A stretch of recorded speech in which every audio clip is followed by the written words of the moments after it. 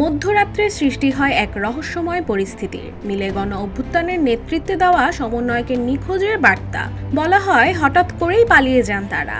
সামাজিক যোগাযোগ মাধ্যমে ছড়িয়ে পড়া তথ্য অনুসারে উপদেষ্টা আসিফ নজরুল ও আসিফ মাহমুদও আছেন এই পালিয়ে যাওয়ার তালিকায়। আসিফ মাহমুদ দুবাই এবং সার্জিস ব্যাংককে চলে গেছেন, তবে হাসনাত আবদুল্লাহ কুমিল্লা এখনো অবস্থান করছেন। এছাড়া অভিনেত্রী বাঁধনও নিখোঁজ, তবে তার গন্তব্য এখনো সুস্পষ্ট নয়। এই ঘটনায় একের পর এক উঠেছে প্রশ্ন। গণ আন্দোলনে ছিলেন যারা, তারা পালানোর পেছনের কারণ কি? কেন তৈরি হলো এমন পরিস্থিতি? এমন নানা বিতর্ক এবং সন্দেহ নিয়েই তোলপাড় সামাজিক মাধ্যম জুড়ে।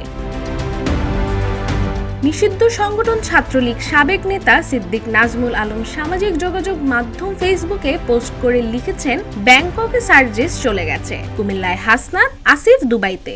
এরপর তিনি আরও একটি পোস্ট করে জানতে চান, কোথায় আসিফ নজরুল? নিষিদ্ধ সংগঠনের সাবেক এই নেতা এর আগে আরও একটি পোস্ট করে লিখেছেন, সবাই কেন ভাগছে? তোরা তো মুজিববাদের কবর দিবি। আচ্ছা, বাঁধন আপু কই?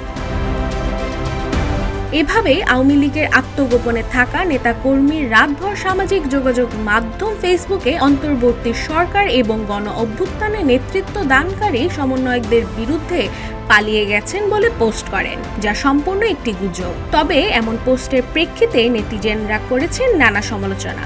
সাংবাদিক ইলিয়াস হোসেন লিখেছেন, রাতেই উপদেষ্টারা সব পালিয়ে গেছে, হাসিনা আপাকে বলেন দেশে চলে আসতে।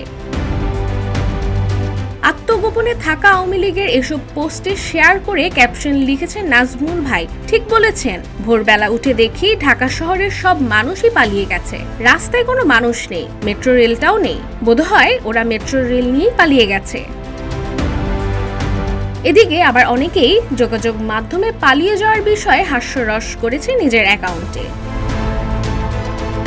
রাশিকা হোসেন, রূপালী বাংলাদেশ।